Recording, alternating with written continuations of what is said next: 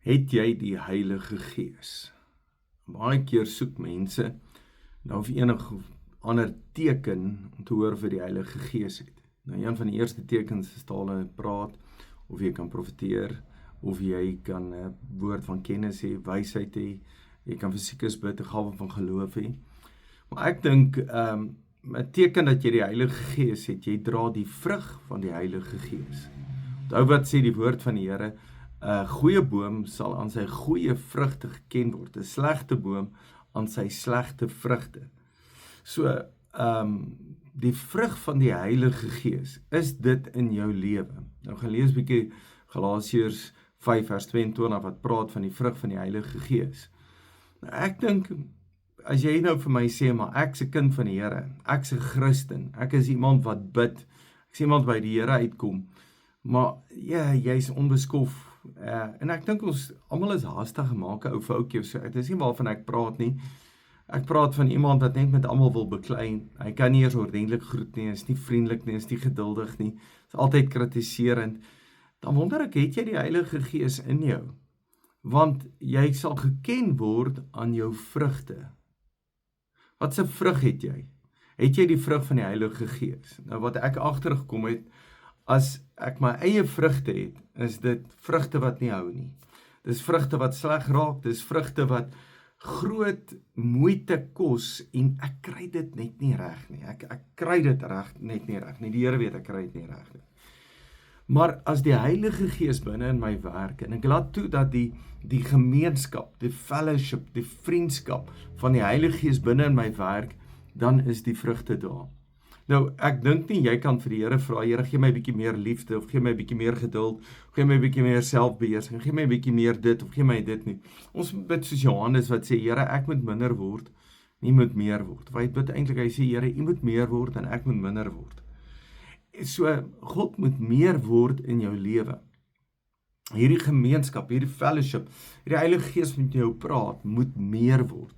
So ek dink, ons maak partykeer die fout om die oggend Bybel te lees of te bid, en dan loop ons daar uit, en ek het my plek gedoen, en dan is ek besig met iets anderste, en ek is nie by die Here nie. Waar die Heilige Gees is in my, hy is altyd saam met my. So waar ek ook al loop, waar ook al beweeg, waar ook al gaan, daar is die Heilige Gees. En ek kan die hele tyd vra, Here, wat wil jy moet ek doen? Here, waartoe moet ek gaan? Nou vir my persoonlik is dit baie belangrik, hy sal my lei in waarheid. Hy sal nie laat jy verkeerde goed doen nie, nommer 1, nommer 2, en hy sal toekomstige dinge aan jou bekend maak. So, hy weet wat môre met jou gaan gebeur, hy weet wat met jou kinders gaan gebeur, hy weet waar jy gaan. Daarom is baie belangrik vir my, hy sê, Here, sê vir my, waar moet ek gaan, wat moet ek doen? Partykeer voel ek moet nie so toe gaan nie, ek moet hier wegbly. Ander kere sê, okay, ry eerder hierdie kant om, of ry daai kant om. So ek het die hele tyd ervaar ek iemand wat my wil help. En is dit nie wat die Bybel sê nie, dat hy stuur vir ons 'n helper. Nou, 'n helper is nie, ek moet nou gaan soebat, ag Heilige Gees, wil jy asseblief. Nee, hy wil ons help. Dis ons wat nie altyd die hulp wil aanvaar nie. Dis ons wat nie altyd luister nie. So ons moet leer om te luister, ons moet leer om die hulp te aanvaar. Want die Heilige Gees, die helper, is by ons. Nou, hy is net soos Jesus. Nou as jy in die Bybel lees, Jesus het nooit vir iemand nee gesê nie. Hy het inteendeel 'n bietjie meer gewag dat ons geloof het. Maar daar het mense gekom, 'n vrou wat net om hom vat, geen toestemming gevra nie, en daar het krag uit hom uitgevloei, omdat sy geloof gehad het. Nou, dis dieselfde, dat ek dink nie die Heilige Gees sê nee as ons hom soek nie. Nee, as ons hom bly kom en sê, kom werk hier binne in my, want hy is, dis wie hy is.